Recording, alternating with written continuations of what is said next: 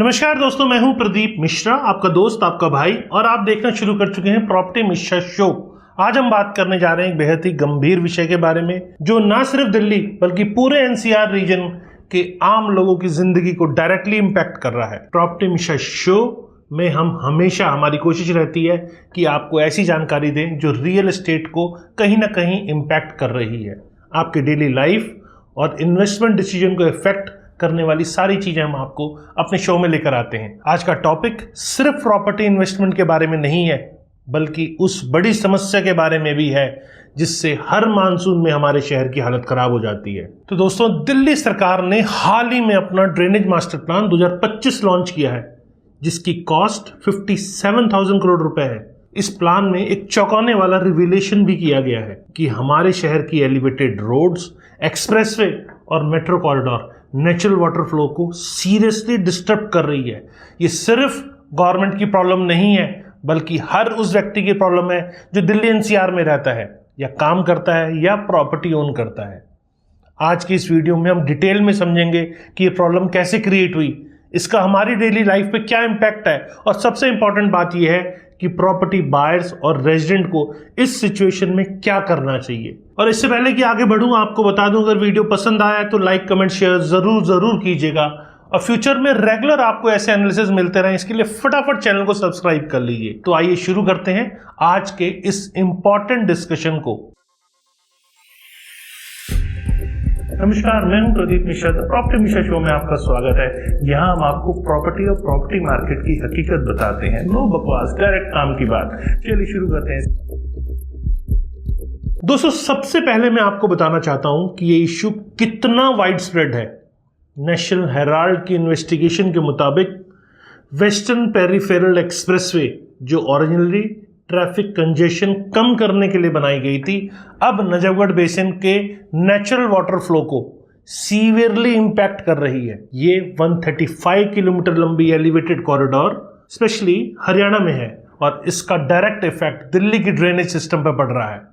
Economic times infrastructure की detailed report से पता चलता है कि दिल्ली के 3 मेजर ड्रेनेज बेसिन में इसे बांटा गया है। पहला नजफगढ़ बेसिन, जो टोटल एरिया का 52% कवर करता है। दूसरा बारापुला बेसिन, जो 20% एरिया कवर करता है। और तीसरा ट्रांस यमुना बेसिन, जो बाकी 28% एरिया कवर करता है। इन तीनों बेसिन्स में एग्जिस्टिंग ड्रेनेज सिस्टम 50 साल से ज़्यादा पुराना है और रैपिड अर्बनाइजेशन की वजह से कंप्लीटली इनएडिक्वेट हो गया है। सबसे बड़ी चिंता की बात यह है कि हमारे सिटी प्लानर्स ने इंफ्रास्ट्रक्चर डेवलपमेंट करते समय वाटर फ्लो के नेचुरल पैटर्न को सीरियसली कंसीडर नहीं किया। सेंट्रल रोड रिसर्च इंस्टीट्यूट के चीफ साइंटिस्ट एस वेलमुर्गन का स्पष्ट स्टेटमेंट है कि एलिवेटेड रिंग रोड जैसे प्रोजेक्ट्स में ड्रेनेज नेटवर्क के सभी पैरामीटर्स को थॉरली एनालाइज करना जरूरी है। उनका कहना है कि फ्लाईओवर्स के नीचे के ड्रेनेज नेटवर्क की प्रॉपर प्लानिंग नहीं होने से फ्यूचर में सीरियस कॉम्प्लिकेशन हो सकते हैं। अब मैं आपको रियल एग्जांपल दूंगा जो कॉमन पब्लिक को डेली फेस करने पड़ते हैं। हिंदुस्तान टाइम की रीसेंट रिपोर्ट के अनुसार सिर्फ अक्टूबर के पहले हफ्ते में 1 घंटे की मॉडरेट ट्रेन ने दिल्ली गुड़गांव एक्सप्रेसवे को कंप्लीट स्टैंड स्टिल कर दिया था। हीरो होंडा चौक से लेकर इफ्को चौक तक कम्यूटर्स 3-4 घंटे तक ट्रैफिक में फंसे रहे थे। यह क्यों हुआ? क्योंकि हमारी ड्रेनेज नेचुरल वाटर फ्लो को एफिशिएंटली हैंडल नहीं कर पा रही। टाइम्स ऑफ इंडिया की इन्वेस्टिगेशन बताती है कि दिल्ली गुड़गांव एक्सप्रेसवे के ड्रेन्स के प्रॉपर मेंटेनेंस नहीं हो रहे हैं। इफ्को चौक, राजीव चौक, हीरोंडा चौक और नरसिंहपुर के ड्रेनेज सिस्टम सिल्ट, डेब्रीज और प्लास्टिक वेस्ट से कंप्लीटली चोक्ड है। जीएमडी ऑफिशियल्स ने एनएचएआई को मल्टीपल लेटर्स, लेकिन कंक्रीट एक्शन प्लान इंप्लीमेंट अभी तक नहीं हुआ।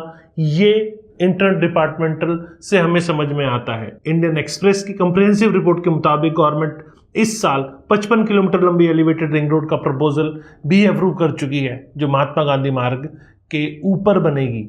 लेकिन ड्रेनेज मास्टर प्लान में क्लियर वार्निंग दी गई थी कि एलिवेटेड रिंग रोड डेवलप करना और दिल्ली मेट्रो का एक्सपेंशन करना वाटर फ्लो को सिग्निफिकेंटली आल्टर कर सकता है, जिससे वाटर लॉगिंग और फ्लडिंग की प्रॉब्लम्स मल्टीप्लाई हो सकती है। नजफगढ़ ड्रेन की सिचुएशन तो और भी अलार्मिंग है।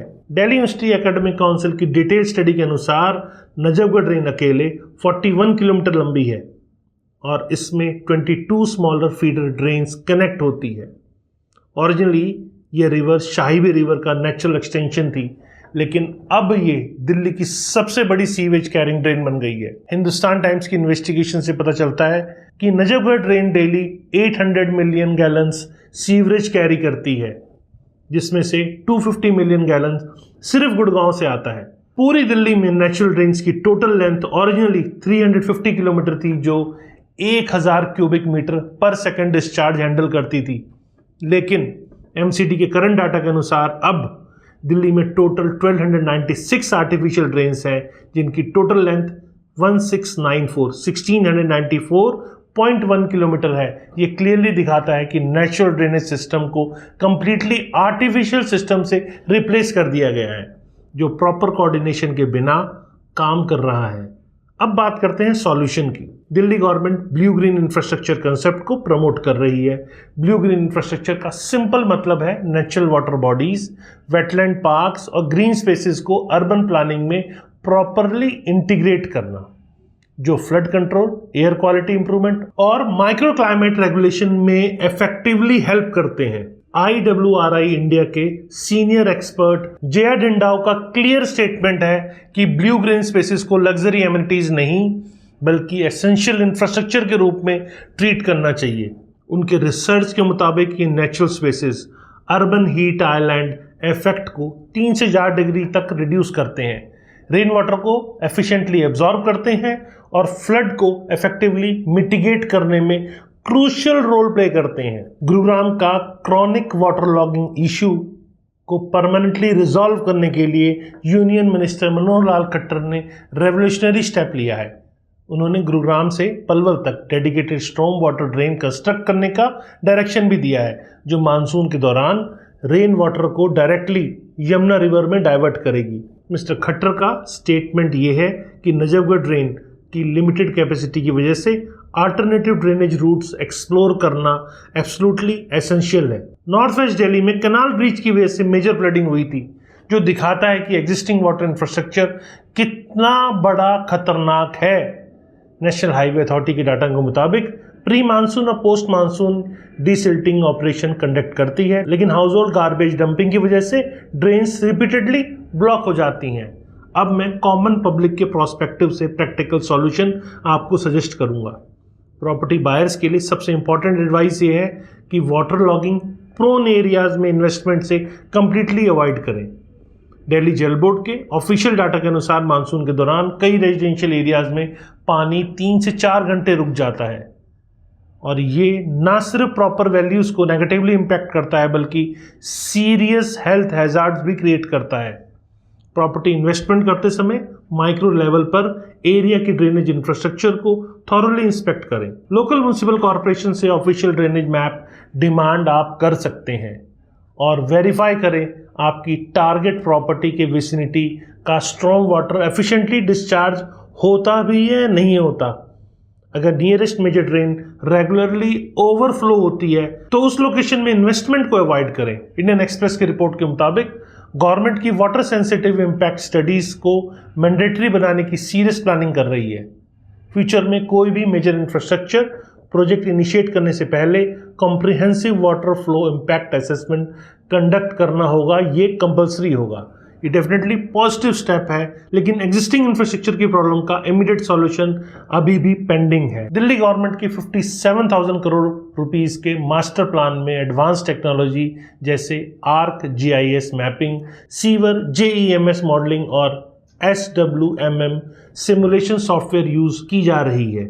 इस कॉम्प्रिहेंसिव प्लान में क्लाइमेट चेंज फैक्टर्स भी इंक्लूड किए गए हैं और रेनफॉल इंटेंसिटी में प्रोजेक्टेड 11% इंक्रीज को सिग्निफिकेंटली कंसीडर किया गया है। प्लान की इंप्लीमेंटेशन टाइमलाइन 30 इयर्स है, जिसमें फेज्ड अप्रोच अडॉप्ट किए जाएंगे। रेजुवेनेशन के लिए भी एम्बिशियस प्रपोजल अप्रूव्ड है। गवर्नमेंट 58 किलोमीटर लंबी इंटरसेप्टर सीवरेज सिस्टम ले करने की डिटेल प्लानिंग कर रही है, जो अनऑथराइज्ड कॉलोनीज, रूरल विलेजेस और JJ क्लस्टर के सीवरेज को प्रॉपरली ट्रीट करेंगे। ये प्रोजेक्ट अप्रॉक्सीमेटली 15 लाख पॉपुलेशन को डायरेक्टली बेनिफिट करेगी। प्रॉपर्टी मिशा शो की तरफ से ये थी मेरी डिटेल एनालिसिस कि आने वाले डिकेड में वाटर सेंसिटिव अर्बन प्लानिंग सबसे क्रूशियल होगी। प्रॉपर्टी वैल्यूएशन डिटरमाइन करने में आपको सबसे ज़्यादा हेल्प करेगी। जिन रेजिडेंशियल एरिया में प्रॉपर ड्रेनेज इंफ्रास्ट्रक्चर और ब्लू ग्रीन एमिनिटीज होंगी वहां प्रॉपर्टी वैल्यू स्टेबल और अप्रिशिएट करेंगी। वाटर लॉगिंग प्रोन एरिया में प्रॉपर्टी वैल्यू स्टैग्नेंट या डेप्रिशिएट हो सकती है। रेजिडेंट्स के लिए मेरी प्रैक्टिकल एडवाइस ये है कि सोसाइटी लेवल पर rain water harvesting system implement करें। बिल्डिंग बायलॉज के अनुसार प्लॉट साइज के आधार पर रेन वाटर हार्वेस्टिंग मैंडेटरी है, लेकिन प्रॉपर मेंटेनेंस नहीं होती। कम्युनिटी पार्टिसिपेशन से इन सिस्टम को इफेक्टिवली ऑपरेट किया जा सकता है। गवर्नमेंट के कैबिनेट नोट के अनुसार डिटेल प्रोजेक्ट रिपोर्ट्स अप्रूव होने के बाद स्पेशलाइज्ड प्राइवेट फर्म्स को कॉम्पिटिटिव टेंडर दिए जाएंगे। इंप्लीमेंटेशन फेज में 5 साल का टाइमलाइन सेट किया गया है, जिसमें प्रायोरिटी बेसिस पर क्रिटिकल एरिया को एड्रेस किया जाएगा। तो दोस्तों, सारांश ये है कि कॉरिडोर में नेचुरल वाटर फ्लो को सीरियसली कॉम्प्रोमाइज किया गया है, लेकिन सिस्टमेटिक अप्रोच से इन चैलेंजेस को एड्रेस किया जा सकता है। गवर्नमेंट का 30 year drainage plan comprehensive solution provide करने में पोटेंशियल रास्ता दिखाता है, बशर्ते कि इम्प्लीमेंटेशन एफिशिएंटली हो। कॉमन पब्लिक के लिए अवेयरनेस सबसे इंपॉर्टेंट है। प्रॉपर्टी डिसीजन लेते टाइम ड्रेनेज इंफ्रास्ट्रक्चर को प्रायोरिटी दें और सस्टेनेबल प्रैक्टिसेस अडॉप्ट करें। ये वीडियो इन्फॉर्मेटिव लगी तो लाइक करना ना भूलें और प्रॉपर्टी मिशा शो को चैनल को सब्सक्राइब करें और कमेंट करके बताएं कि क्या हम और इम्प्रूव कर सकते हैं और ये जानकारी आपको कैसी लगी। नमस्कार और जय हिंद।